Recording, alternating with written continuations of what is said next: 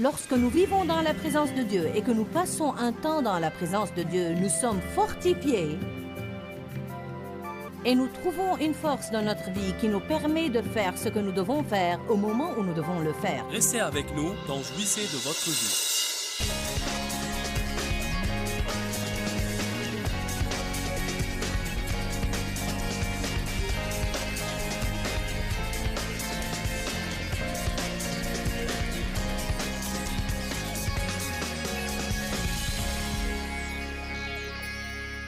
Nous allons parler de saute d'humeur et de dépendance émotionnelle et comment ce dont nous avons vraiment besoin dans notre vie, c'est l'équilibre et que la plupart du temps, les gens recherchent l'euphorie.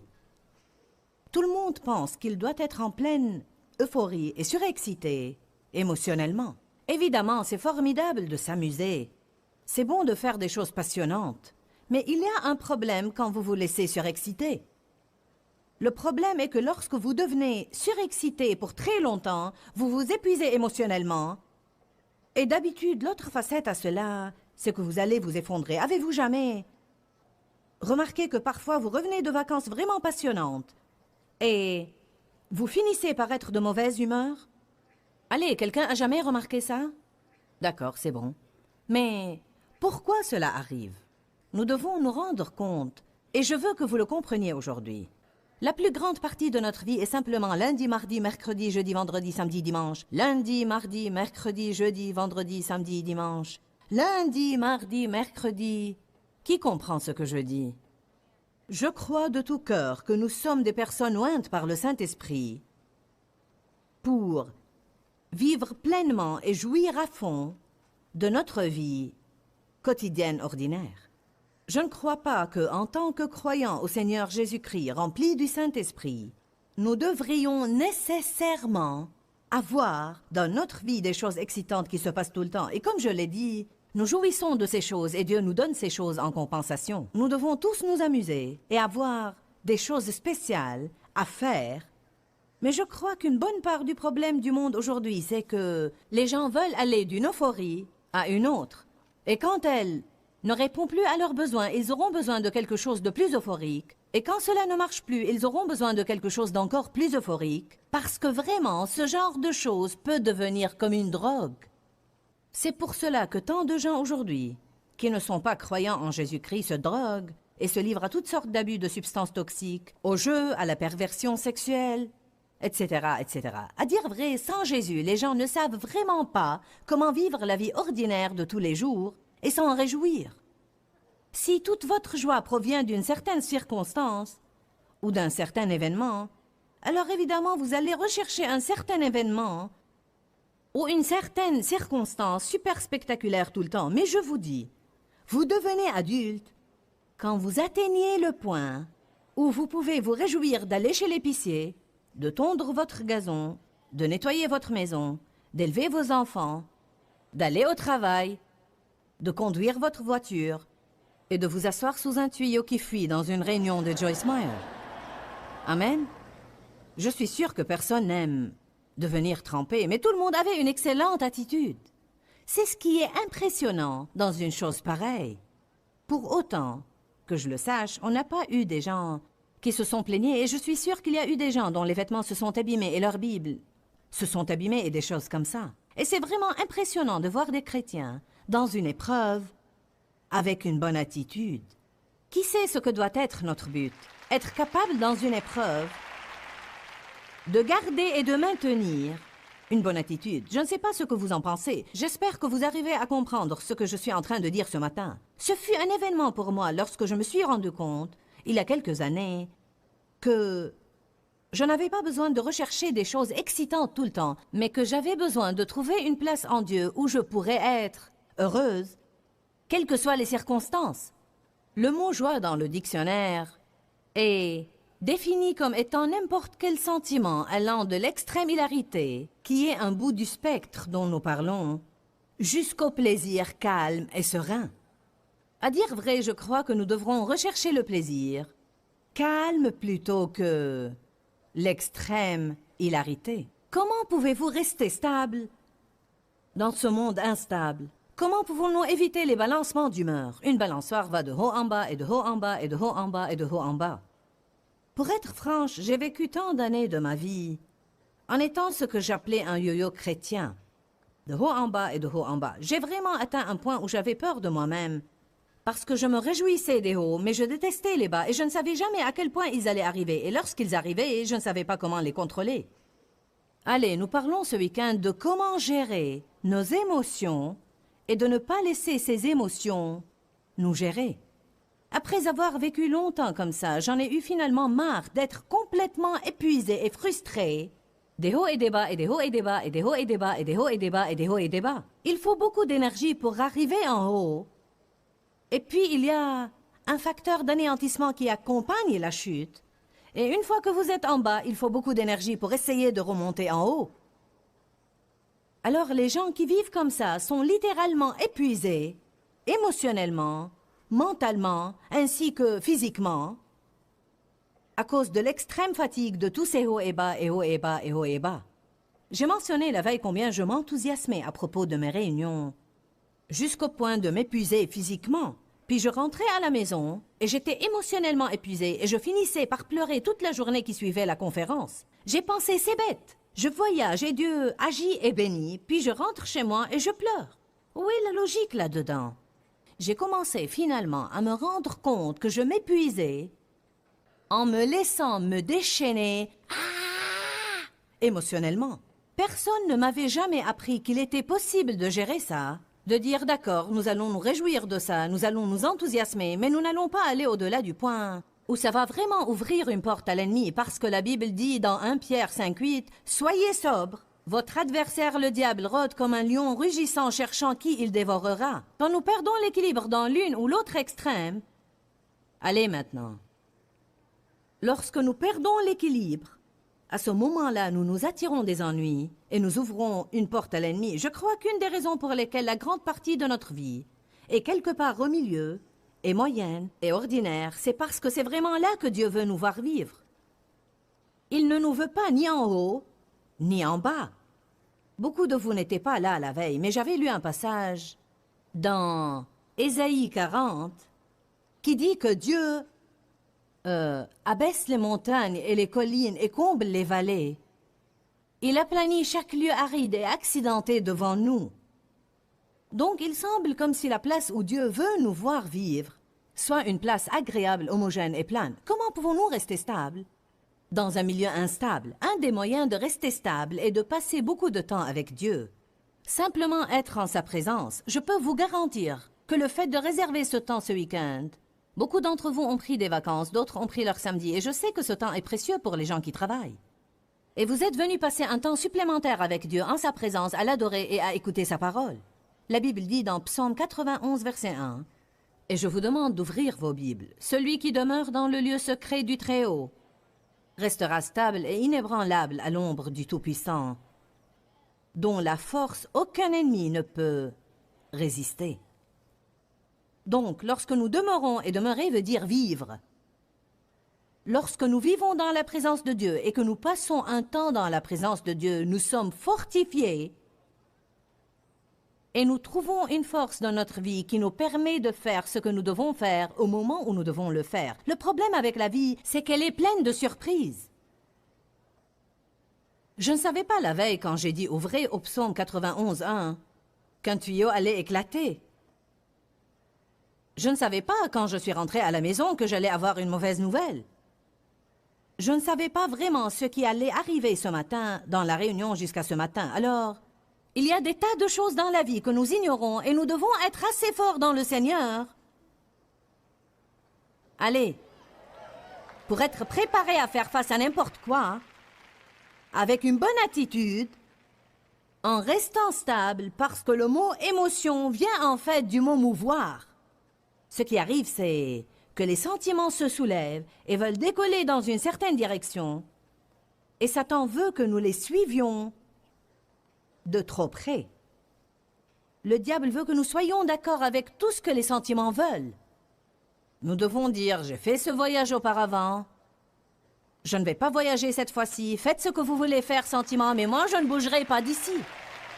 Je vais rester stable et ferme dans la grâce de Dieu. Il est très facile de dire « Amen » dans cette réunion. Il est facile d'applaudir et d'approuver. Mais qu'arrivera-t-il quand vous serez mis à l'épreuve? Je veux que vous soyez prêts lorsque vous quitterez cette réunion pour retourner à la vie ordinaire de tous les jours et que vous serez mis à l'épreuve, ce qui va certainement arriver. Car chaque fois que vous dites « Amen » à une chose comme ça, vous allez être mis à l'épreuve. Même pour moi, la veille, ce n'est que lorsque je suis arrivée dans ma chambre d'hôtel que je suis devenue pleinement consciente que j'étais en train d'être testée sur tout ce que je prêchais ce week-end. Pas de panique. Ce n'est qu'une épreuve. Je crois que lorsque nous passons le test, nous voyons l'onction de Dieu augmenter dans notre vie. Je crois que de nouvelles portes s'ouvrent pour la bénédiction, la prospérité et la victoire. Mais avant d'être admis dans le niveau supérieur, nous devons être testés dans le niveau où nous sommes. Donc, si nous passons du temps avec Dieu, il va nous aider à être stables. Exode 14.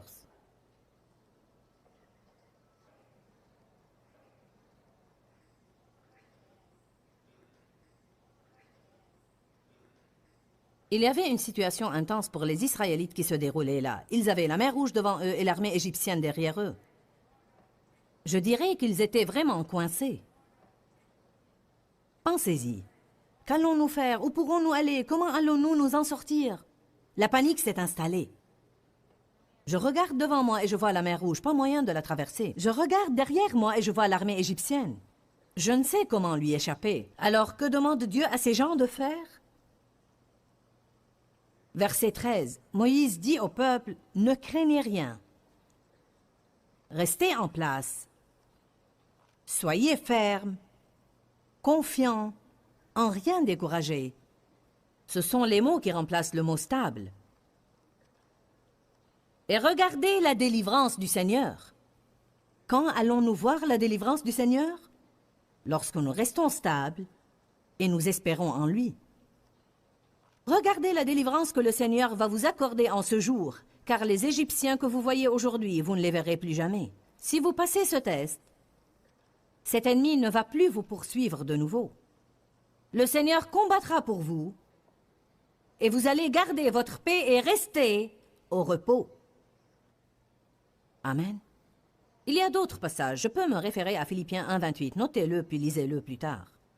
Il dit dans l'ensemble, lorsque l'ennemi nous aborde, si nous restons constants et sans peur, ça sera un signe clair et une preuve et un cachet à l'ennemi de sa ruine imminente et un signe à Dieu de notre délivrance imminente. Tu as deux parties qui te regardent lorsque tu as des ennuis. Le diable regarde pour voir ce que tu vas faire et Dieu regarde pour voir ce que tu vas faire. Et si tu restes stable, le diable dira « Je suis fini ». Si tu restes stable, Dieu dira « Il est temps d'agir et d'apporter la délivrance ».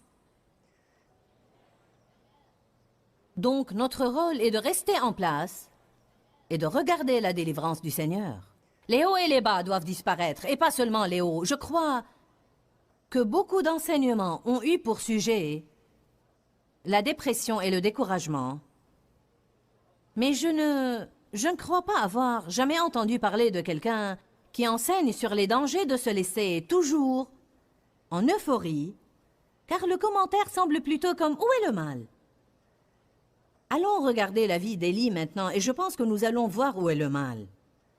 1 Roi 18. Comprenez que je ne dis pas « ne vous amusez pas », je ne dis pas « ne riez pas ». Évidemment, c'est bon d'avoir de l'ardeur, de la passion, de l'excitation et de l'enthousiasme. Mais il y a une ligne que nous pourrions traverser et nous glisserons alors vers des émotions complètement effrénées qui peuvent vraiment nous épuiser. Verset 21. 1 Roi 18, 21. Je vais commencer à lire ici et faire quelques commentaires. Il y avait une situation qui se déroulait entre Élie et les prophètes du Baal à propos de qui était le vrai Dieu. Élie voulait que le peuple arrête d'osciller entre deux opinions, car un jour ils avaient une opinion et le jour suivant ils avaient une autre opinion. Alors il voulait leur démontrer qui était le seul vrai Dieu. Il dit, Élie s'approcha de tout le peuple et dit, jusqu'à quand clocherez-vous des deux côtés? C'est une bonne parole pour quiconque est là aujourd'hui et doit prendre une décision et aussi entre deux opinions. Jusqu'à quand clocherez-vous des deux côtés? Si le Seigneur est Dieu, allez après lui. Si c'est Baal, allez après lui. Il y aura un moment dans notre vie où nous devrons décider de monter à bord avec Dieu et de ne pas vivre avec un pied dans le monde et un pied dans le royaume. De ne pas être chrétien le dimanche et autre chose le lundi. Si vous avez besoin de ça, laissez-vous pousser vers un engagement complet envers Dieu. Et le peuple ne lui répondit rien. Et alors Élie dit au peuple, « Moi seul je suis resté des prophètes du Seigneur et il y a 450 prophètes de Baal. Que l'on nous donne 2 taureaux. Qu'ils choisissent pour eux l'un des taureaux, le coupent par morceaux et le placent sur le bois sans y mettre le feu. Et moi je préparerai l'autre taureau, le placerai sur le bois sans y mettre le feu. Puis invoquez le nom de votre Dieu et moi j'invoquerai le nom du Seigneur. Le Dieu qui répondra par le feu, c'est celui-là qui sera Dieu. » Et tout le peuple répondit en disant, « C'est bien. » Élie dit au prophète de Baal, « Choisissez pour vous l'un des taureaux, préparez-le en premier, car vous êtes les plus nombreux, et invoquez le nom de votre Dieu, mais ne mettez pas le feu. » Ils prirent le taureau et le préparèrent, et ils invoquèrent le nom de Baal depuis le matin jusqu'à midi, en disant, « Baal, réponds-nous. » Mais il n'y eut ni voix ni réponse. Et ils dansaient en pliant le genou devant l'autel qu'ils avaient fait. À midi, Élie se moqua d'eux et dit, « Criez à haute voix. Il s'est éloigné ou il est en voyage? Peut-être qu'il dort. Faudra-t-il le réveiller? » Une autre traduction dit, « Est-il allé aux toilettes? Est-ce que votre Dieu est allé aux toilettes? » Vous devez imaginer cette scène et l'énergie émotionnelle qui a été dépensée en ce jour avant que le jour ne soit fini. Et à ce moment-là, ce n'était que le début. Et ils crièrent à haute voix, et ils se firent selon leur coutume des incisions avec des épées et avec des lances, jusqu'à ce que le sang coulât sur eux. Lorsque midi fut passé, ils se mirent à vaticiner, jusqu'au moment de la présentation de l'offrande. Mais il n'y eut ni voix, ni réponse, ni signe d'attention. Élie dit alors à tout le peuple, « Approchez-vous de moi. » Tout le peuple s'approcha de lui. Et Élie rétablit l'autel de l'Éternel qui avait été renversé par Jézabel. Élie prit 12 pierres, d'après le nombre des tribus des fils de Jacob, auxquels le Seigneur avait dit « Israël sera ton nom ». Et il bâtit avec ces pierres un autel, il fit autour de l'autel un fossé de la capacité de 2 mesures de semences. Il arrangea le bois, coupa le taureau par morceaux et le plaça sur le bois. Pour moi, couper une vache équivaudrait à une journée de travail. Puis il dit, remplissez d'eau 4 cruches et versez-les sur l'Holocauste. Il a même pris cette mesure de précaution de verser l'eau sur l'Holocauste pour être doublement sûr qu'ils comprendront lorsque le feu tombera et consumera l'Holocauste que ça ne pouvait être que de Dieu. Et il dit, doublez et ils doublèrent. Et il dit, triplez et ils triplèrent. Il y avait tellement d'eau qu'elle coula autour de l'autel et remplit le fossé. Verset 36. Au moment de la présentation de l'offrande, Élie dit, « Ô Seigneur, Dieu d'Abraham, d'Isaac et de Jacob, que l'on sache aujourd'hui que tu es Dieu en Israël, que je suis ton serviteur et que j'ai fait toutes ces choses par ta parole. Écoute-moi, Seigneur. » Et le feu du Seigneur tomba et consuma l'Holocauste. Quand tout le peuple vit cela, ils tombèrent face à terre et dirent, « C'est le Seigneur qui est Dieu, c'est le Seigneur qui est Dieu. » Et Élie dit, « Saisissez tous ces prophètes de Baal, qu'aucun d'eux n'échappe. » Maintenant écoutez ça, verset 40. « Et ils les saisirent, Élie les fit descendre au torrent de Kishon, et comme la loi de Dieu l'exigeait, il les égorgea là-bas. » Alors maintenant, d'après ce passage, Élie qui, paraît-il, était seul là-bas avec son seul serviteur que vous allez voir dans quelques minutes, lui, personnellement, de sa propre main, a tué 450 hommes. Combien était sa fatigue en ce moment? Et puis Élie dit à Achab, verset 41, « Monte, mange et bois, car il se fait un bruit qui annonce la pluie. » C'était toujours le même jour. Achab monta pour manger et pour boire, mais Élie monta au sommet du Carmel. Il faut de l'énergie pour escalader une montagne. Et se penchant contre terre, il mit son visage entre ses genoux. Et il dit à son serviteur, va maintenant, regarde du côté de la mer. Le serviteur monta, il regarda et revint et dit, il n'y a rien. Élie dit, va de nouveau 7 fois. Et ce serviteur revint et dit, Élie, je ne vois aucun nuage. Rien n'annonce la pluie. La foi d'Élie ne voulait pas renoncer. Vous savez, même persister dans la foi demande de l'énergie. Et parfois toute l'énergie que vous avez. 7 fois, il a dit, je ne le crois pas, va regarder de nouveau. Et il continuait à prier, à adorer Dieu. Et vous savez, même l'intercession profonde demande beaucoup d'énergie. Si on est absorbé dans un profond temps de prière, quand on finit, on se sent fatigué, car même ça demande de l'énergie. Alors tout ce que Élie faisait ce jour-là demandait de l'énergie. Et à la 7e fois, le serviteur dit, « Eh bien, un nuage aussi petit que la main d'un homme s'élève de la mer. » Et Élie dit, « Monte et dis à Achab, attelle et descends afin que la pluie ne t'arrête pas. » Nous avons parlé de choses importantes aujourd'hui quand nous avons parlé des sautes d'humeur et des dépendances émotionnelles. Nous savons que nous ne voulons vraiment pas laisser nos émotions nous contrôler. Nous essayons d'apprendre comment les contrôler et les gérer. Elles ne vont pas disparaître. Alors nous devons agir selon le fruit de la maîtrise de soi. Nous parlons de vivre en équilibre. Si nous ne sommes pas prudents, nous allons vouloir chercher les hauts dans la vie tout le temps, ensuite venir nous effondrer durant la vie habituelle de tous les jours, lundi, mardi, mercredi, jeudi, vendredi, samedi, dimanche, que nous avons tous à vivre. Nous ne voulons pas vivre dans ces hauts et ensuite nous effondrer en dépression. Nous voulons vraiment avoir des émotions équilibrées. Pourquoi, Seigneur, pourquoi? Dans ce livret, Joyce Meyer nous enseigne à travers la parole comment être délivré de la confusion. Pour obtenir ce livret gratuitement, écrivez-nous à Joyce Meyer, boîte postale 40095-6300 Larnaca, Chypre. Ou bien visitez notre site web www.joycemeyer.org/fr.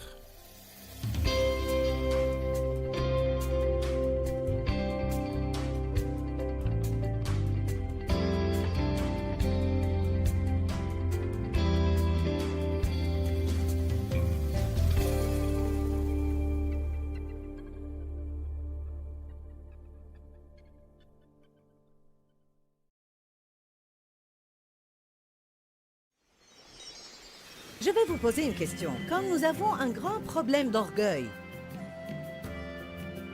un petit problème de routine ne nous humilierait-il pas? Oh Seigneur, j'ai besoin de toi. Seigneur, je ne suis rien sans toi. J'ai besoin de toi, aide-moi, Restez Seigneur. avec nous dans Jouissez de votre vie.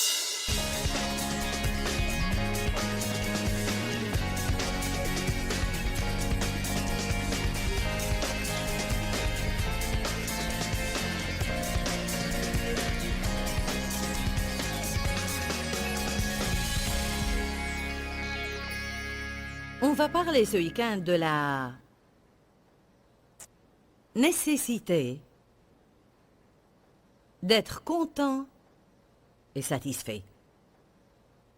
Et je vous dis, si vous n'avez pas besoin de ce message, je vais le prêcher pour moi-même ce week-end. Car je crois qu'on se sent tous de temps en temps touchés et accablés par l'esprit de mécontentement et d'insatisfaction.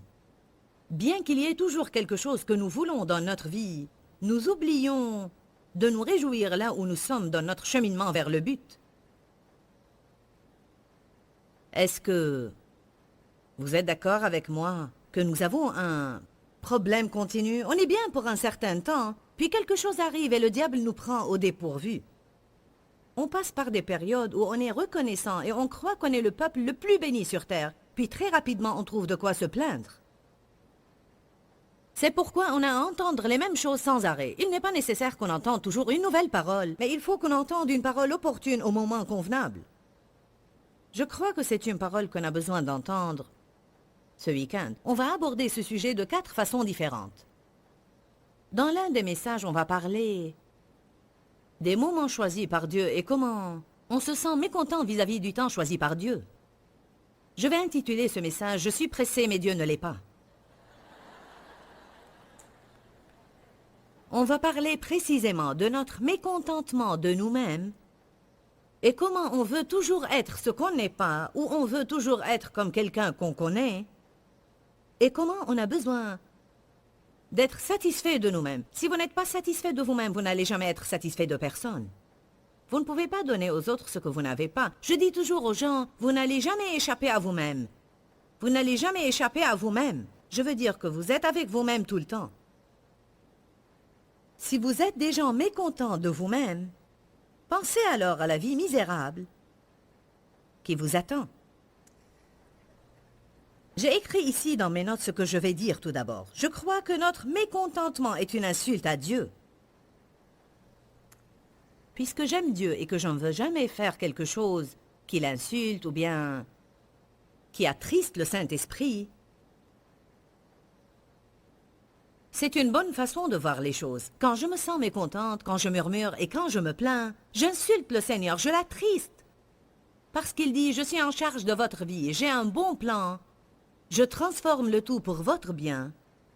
Mes voix et mes pensées sont élevées au-dessus de vos voix et vos pensées. Vous ne savez pas ce que je fais, mais ayez confiance en ce que je fais. Et il veut de nous qu'on agisse comme si on croit ceci. Et non pas qu'on trouve toujours de nouvelles choses envers lesquelles on sera mécontent. Le royaume de Dieu offre des avantages. Un de ces avantages est le privilège d'être content et satisfait, même quand les circonstances de notre vie ne nous conviennent pas. 1 Timothée chapitre 6, verset 6. C'est en effet une grande source de gain et de profit que la piété accompagnée de contentement, car le contentement qui est une suffisance intérieure est un gain abondant. Car nous n'avons rien apporté dans le monde, et il est évident que nous n'en pouvons rien emporter. Si donc nous avons la nourriture et le vêtement, avec cela, nous devrons être satisfaits. Je vous assure qu'il n'y a aucune personne dans cet endroit qui se contenterait avec la nourriture et le vêtement. Car nous les avons tous. Cela ne veut pas dire nécessairement que Dieu est en train de dire « c'est tout ce que je veux que vous ayez ». Mais il dit que même si on n'a que les choses essentielles dans la vie, cela devrait être suffisant pour qu'on soit heureux. Si vous visitez quelques endroits que nous visitons pour prêcher, vous saurez tout de suite pourquoi cela est mentionné ici, car, croyez-le ou pas, certains peuples dans le monde, s'ils avaient seulement cela, ils penseraient qu'ils sont totalement et complètement riches. Je viens de rentrer d'un pays du tiers-monde. Et jusqu'à présent, je hoche la tête avec incrédulité quand je vois comment certaines personnes ont à vivre. Je vous dis la vérité absolue. Il y a des gens dans le monde aujourd'hui qui vivent dans des conditions inhumaines. Je parle de vivre dans la saleté, dans la misère et dans la faim. Ils portent des guenilles et ils n'ont pas de l'eau propre pour prendre un bain. Et je vous dis que je me sens vraiment reconnaissante quand je prends un bain chaud dans de tels endroits. Amen. Le contentement et la satisfaction sont des avantages du royaume. Et on a besoin d'être secoué de temps en temps pour qu'on reprenne le bon chemin. Je ne crois pas qu'il y a quelqu'un ici qui n'a pas entendu un tel message. Mais parfois on s'écarte du chemin étroit et on suit le chemin large. Et c'est de cette façon que Dieu nous remet sur le bon chemin. Alors nous allons subir un ajustement ce soir, ok? Un ajustement par l'esprit. Regardons un peu le côté négatif de ceci. Mécontent, malheureux, triste, insatisfait, sens de ressentiment. Une vie insatisfaisante, une vie qui ne fait pas plaisir à la personne. De différents sentiments qui révèlent le mécontentement. En fait, cela tourmente la personne. Être content, être satisfait est vraiment une source de joie. Mais être mécontent est une source de peine et de tourment. On sait cela, mais cependant, parfois, il est difficile de l'appliquer. C'est ridicule d'être contrarié par des choses que vous ne pouvez pas changer. Je crois que c'est ce qui nous énerve vraiment, ne pas pouvoir changer les choses. Le point essentiel, c'est que la plupart de nous aiment contrôler les situations. La plupart de nous aimeraient être de petits Saint-Esprits qui essayent tout le temps de faire ce que Dieu seul peut faire. Plusieurs d'entre nous étaient en train de discuter aujourd'hui au déjeuner. Des amis à nous qui sont venus pour la réunion. Et Dave et moi étions en train de dire comment on aimait régler les choses. On aime arranger nos enfants. On aime changer notre patron qui ne nous traite pas comme il faut. On veut arranger le monde. On veut apprendre aux autres comment faire les choses et on veut qu'ils s'appliquent à faire ce qu'on leur dit de faire. Le point essentiel est qu'il y a beaucoup de choses que Dieu seul peut changer. Au cours de tout cela, on a besoin d'apprendre à être content là où on est sur notre chemin vers le but. Car ce jour que je vis ne reviendra jamais. Une fois passé, il ne revient plus. Il est passé, passé, passé. Ce n'est pas étonnant que David ait dit « C'est la journée que l'Éternel a faite, je vais... » J'ai un sentiment que David s'est levé ce jour-là en se sentant mal.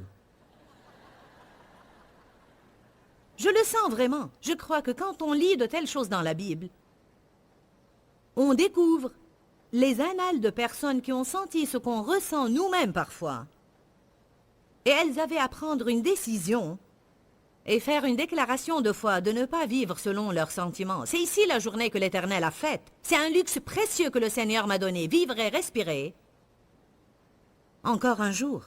Comment je vais vivre ce jour? Je vais le vivre dans l'allégresse et la joie. Et on sait tous que pour faire cela, on aura parfois à parler à nous-mêmes. Bien, regardons le côté positif. Le mot content veut dire être satisfait et résigné à vos circonstances. On n'aime pas cela tout de suite car on pense « je ne vais pas accepter ce qui se passe dans ma vie ». Personne ne dit qu'être content veut dire ne jamais vouloir changer. Évidemment, on veut tous voir des changements en nous-mêmes, dans nos finances, dans le monde entier et dans les gens qui nous entourent. Comment pourrais-je regarder le monde et dire « je suis satisfaite » ? Je veux voir un changement.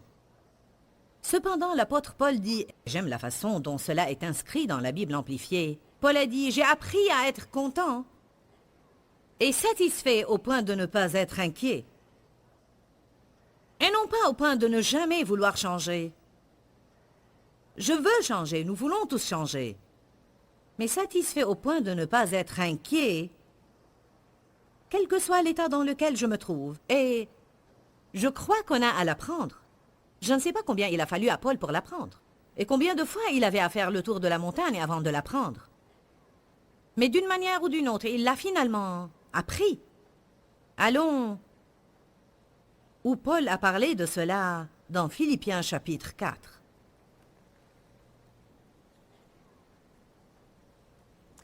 Une des caractéristiques de la chair, c'est que dès qu'on commence à parler d'être satisfait là où on est, elle veut piquer une crise.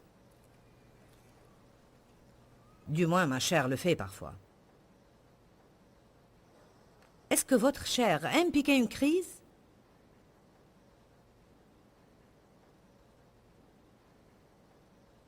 Parfois, je me trouve face à des problèmes quand je ne veux pas en avoir. Je n'ai pas prévu de me lever et d'avoir un problème. J'ai soif de plus de contentement dans ma vie. Qui d'entre vous a soif d'un plus haut niveau de contentement et de satisfaction dans sa vie? Vous savez quoi? Ça ne va pas tomber sur nous. Nous aurons à essayer de l'obtenir. Nous aurons à apprendre certaines choses et à prendre une décision. Je vais persévérer et découvrir comment être content. Et je suis totalement prêt à faire tout changement nécessaire pour atteindre un niveau plus profond de contentement et de satisfaction dans ma vie. Philippiens 4, verset 11. Ce n'est pas en vue de mes besoins que je dis cela. Paul disait dans le verset précédent, « Je suis content parce que vous m'avez envoyé une offrande. » Puis il ajoute après, « Ce n'est pas en vue de mes besoins que je dis cela. » Il a dit, « Ce n'est pas que j'avais besoin de quelque chose. Et puisque vous m'avez envoyé une offrande maintenant, je me sens content. J'étais content avant que vous me l'ayez envoyé. Parce que j'ai appris à être content et satisfait au point de ne pas être inquiet ou troublé, quel que soit l'état, où je me trouve. Je sais vivre dans le dénuement, je sais vivre dans l'humiliation et dans la gêne, je sais aussi vivre dans l'abondance, et je sais jouir de la postérité. En tout et partout, j'ai appris le secret. Dites tous, le secret. Paul, nous te prions de nous dévoiler ce secret. En tout et partout, j'ai appris le secret de m'accommoder à toutes les situations et à toutes les circonstances, que je sois rassasié ou que j'ai faim, que je connaisse l'abondance ou que je sois dans le besoin. Puis on arrive à l'écriture qu'on lit toujours hors de son contexte. Verset 13. Je peux tout par celui qui me fortifie. Je suis prêt à tout faire et j'ai la force de faire quoi que ce soit par lui qui m'infuse une force intérieure. Je suis satisfait par la satisfaction de Christ. Que veut dire prendre le verset hors de son contexte? Je crois qu'on prend parfois ce verset et on le cite aux gens en disant « Béni soit le Seigneur ». Si vous voulez vraiment avoir un ministère mondial, vous pouvez certainement l'avoir. Non, vous ne pouvez pas l'avoir si Dieu ne le veut pas. Il y a des dons et une grâce spéciale dans la vie des personnes et aucun d'entre nous ne peut aller au-delà de l'appel de Dieu sur sa vie. Chacun d'entre nous doit accomplir et achever ce que Dieu l'a appelé à faire, mais on ne peut pas dire à quelqu'un d'autre « je vais faire ce que tu fais ». Je peux tout par le Christ qui me fortifie. Même si j'ai très envie d'être un conducteur de louange, je ne vais pas pouvoir le faire. Ça ne va pas réussir. Au début de mon ministère, j'ai décidé non seulement de prêcher, mais de chanter aussi. Car j'ai cru que ce serait super de pouvoir prêcher et de pouvoir chanter. J'ai acheté une guitare et j'ai commencé à jouer. Mais vous voyez comme mes doigts sont petits et courts. Regardez, j'ai les doigts petits et courts. Peut-être quelqu'un d'entre vous a les doigts courts et il arrive à jouer de la guitare, mais moi, je n'ai pas pu le faire. Ça n'a pas marché. Quand j'étais à l'école, je n'ai jamais pu apprendre à lire la musique. Je ne pouvais pas du tout l'apprendre. Je n'étais pas intéressée au do, ré, mi, fa, sol, la, si, do. En fait, je n'aimais pas du tout dessiner ces petites choses avec des lignes et des petits cercles dessus. Quelle que soit la tonalité que j'utilisais pour chanter, j'étais à la marge. Alors, peu importe combien je dis par jour, je peux tout par le Christ qui me fortifie, c'est une chose que je ne peux pas faire.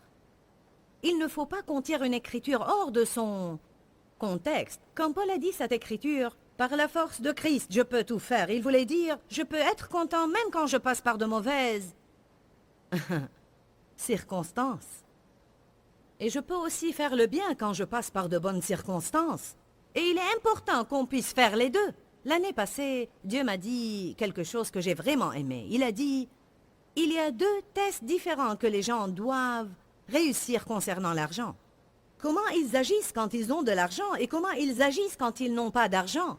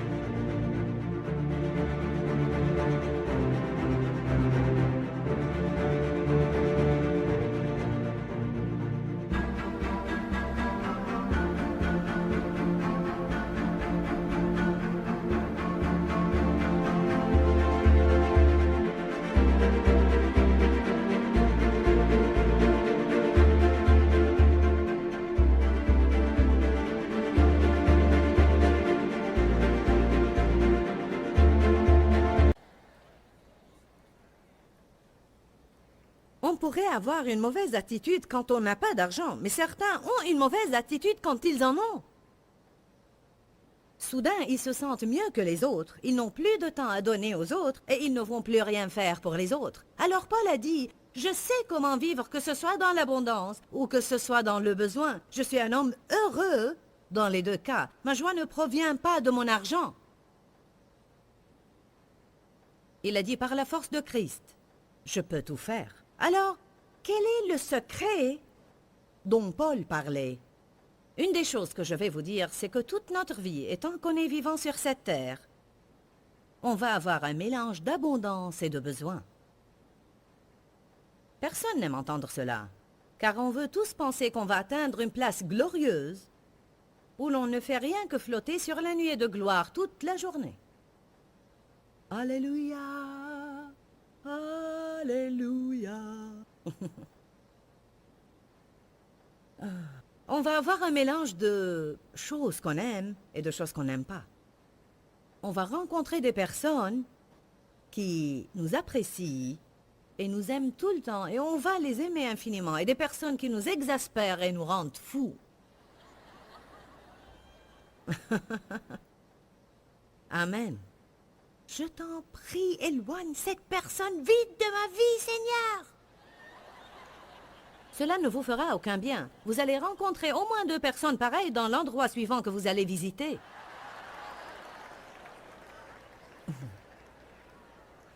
Amen. J'ai lu cela dans Philippiens 4 et le Saint-Esprit m'a arrêté. Et ainsi, j'ai commencé à apprendre une partie du secret. J'étais en train de lire, Paul a dit, je suis content et satisfait que je sois dans le besoin ou l'abondance. Dieu m'a dit, c'est comme ça que je maintiens l'équilibre dans la vie de mon peuple. Quoi? Équilibre, c'est comme ça que je maintiens l'équilibre. Puis j'ai vu cela dans l'esprit. J'ai vu comme une balance dans laquelle vous mettez un peu de choses de ce côté, et elle tend vers ce côté, puis vous mettez un poids égal de l'autre côté pour atteindre l'équilibre. Mais si vous augmentez le poids ici, elle tend de nouveau vers ce côté. C'est toute une affaire de garder la même quantité de poids dans les 2 côtés de la balance pour qu'elle reste en équilibre. Et vous savez, l'équilibre dans votre vie est extrêmement important. 1 Pierre 5,8 dit « Soyez bien équilibrés et sobres, car votre adversaire, le diable, rôde comme un lion rugissant, cherchant qui il dévorera. Et je vous dis, puisque nous sommes des êtres humains, formés d'une chair, qui n'est rien que de la poussière de la terre, et bien qu'on soit né de nouveau et qu'on ait une nouvelle nature, le péché ne disparaît pas, mais il continue toujours à nous attaquer et attaquer. Il se peut, en réalité, qu'on perde l'équilibre de notre vie. Et puisque nous avons cette nature-là, si tout dans notre vie va bien, soudain on devient comme ça, et notre attitude va vers le pire. Vous savez pourquoi? Parce que nous, les êtres humains, nous ne sommes pas Dieu. Et bien que son esprit soit en nous pour nous corriger et nous guider, on n'est pas capable par nous-mêmes de garder une bonne attitude si tout dans notre vie se fait tout le temps de la façon que nous voulons. Vraiment, très bientôt, on va se considérer mieux que tous les autres et on va commencer à dire « Ah, si seulement vous étiez aussi spirituel que moi ». Il faut qu'il y ait un certain péché dans votre vie, sinon vous n'auriez pas... Si seulement vous priez autant que moi, si vous alliez à la même église où je vais.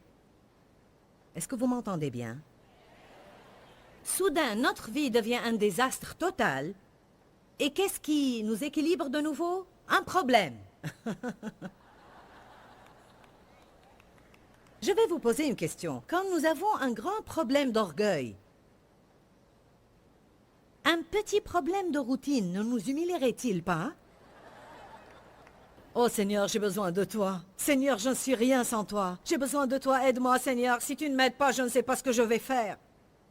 Puis une personne blessée arrive et vous raconte ses problèmes. Mon enfant a des problèmes et ceci et cela. Oh, alors on aura une compassion pour eux et on s'apitoiera sur eux. Mais quand tout va bien dans notre vie, on fait comme le pharisien, je jeûne et je donne la dîme.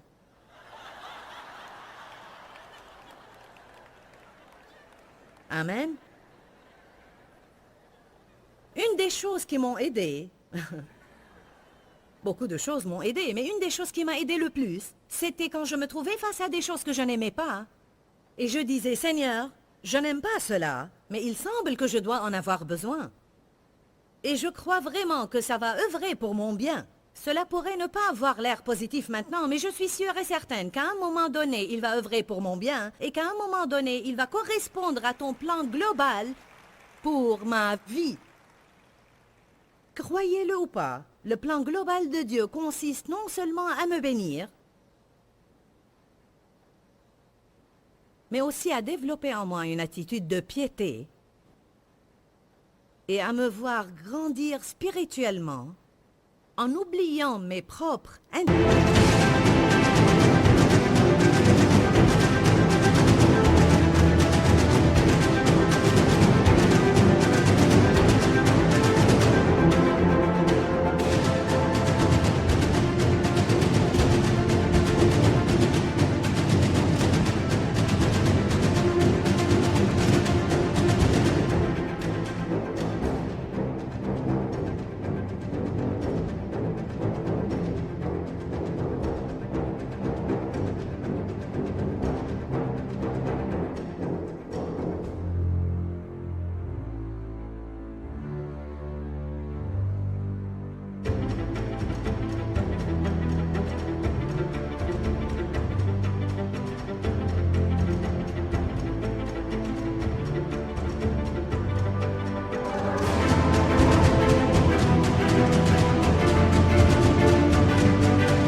pour que je puisse être une bénédiction pour les autres avant de partir d'ici. Amen. Allons donc. Il y a quelque chose qui intéresse Dieu plus que nous voir bénis. Il veut qu'on grandisse. Je suis sûre que nous savons tous qu'il y a aujourd'hui quelques problèmes d'attitude dans l'Église à travers le monde entier et que rares sont les personnes qui recherchent la sainteté et la consécration et qui se sacrifient pour être ce que le Seigneur veut qu'ils soient. Et souvent, on ne distingue pas la différence entre les croyants et les incroyants. Je sais que ça ne vous regarde pas. Qui est d'accord que nous avons besoin de nous élever un peu plus haut en tant que croyants et que nous avons à vivre la parole et non seulement la déclarer? Amen. Nous avons tous besoin de le faire. Qu'est-ce que Paul a appris d'autre? Quel autre secret a-t-il appris? Je crois qu'une des choses que Paul savait était « ce problème aussi va passer ». J'aime cela. Je me dis tout le temps « ce problème ne va pas durer à jamais ». Il va passer. Si je reviens en arrière et je regarde ma vie, et si vous aussi vous revenez en arrière, combien de fois vous êtes passé par des problèmes et vous avez pensé « je ne peux pas supporter cela ». Et le diable vous disait toutes les 5 minutes « ça ne va jamais passer, ça ne va jamais passer, ça ne va jamais passer ». Vous êtes là maintenant, de l'autre côté, et tous ces problèmes ont passé. Qui peut revenir en arrière maintenant et voir combien ces problèmes ont concouru à son bien? Mais sûrement, quand on les endure, c'est vraiment pénible. Paul a appris un secret, et c'est que Dieu se servait de ces problèmes pour maintenir l'équilibre. Le problème va passer. Je crois aussi qu'il avait une révélation profonde que Dieu contrôlait les situations. Gloire à Dieu, on a parlé aujourd'hui d'un sujet très important. Soyez contents et soyez satisfaits. J'ai passé une longue période de ma vie sans être contente et sans être satisfaite. Et il est misérable de mener une telle vie. Je crois que j'en suis arrivée au point dont Paul parlait quand il a dit qu'il avait appris à être content et satisfait. C'est une chose que vous apprenez, une décision que vous prenez. Personne d'entre nous ne va être content et satisfait parce que nos circonstances nous conviennent. Mais nous pouvons prendre une décision. Bon, faites attention, je parle d'une décision ici. Nous pouvons décider de nous contenter par ce que nous avons, sachant que Dieu va toujours suffire à nos besoins. Je ne sais pas par quelles circonstances vous passez maintenant. Je ne sais pas par quel genre de choses vous passez maintenant, mais je suis sûre que plusieurs d'entre vous passent par des choses extrêmement difficiles. Vous pourriez me dire, bon Joyce, comment pourrais-je être content? Comment pourrais-je être satisfait? Je ne vous dis pas que vous devez être satisfait.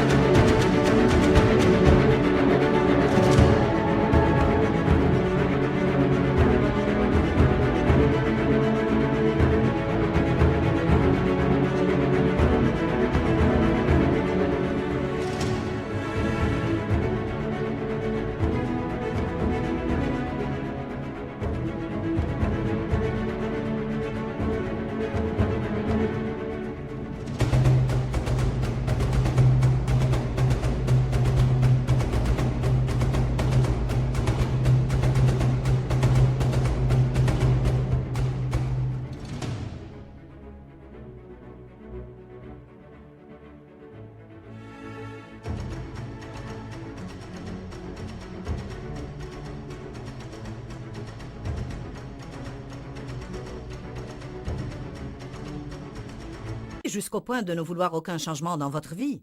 Nous voulons tous voir un changement dans notre vie, mais je vous dis que c'est ici la journée que l'Éternel a faite. Il vous a donné cette journée. Ne la gaspillez pas.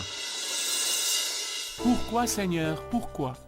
Dans ce livret, Joyce Meyer nous enseigne à travers la parole comment être délivré de la confusion. Pour obtenir ce livret gratuitement, écrivez-nous à Joyce Meyer, boîte postale 40095-6300 Larnaca, Chypre. Ou bien visitez notre site web www.joycemeyer.org/fr.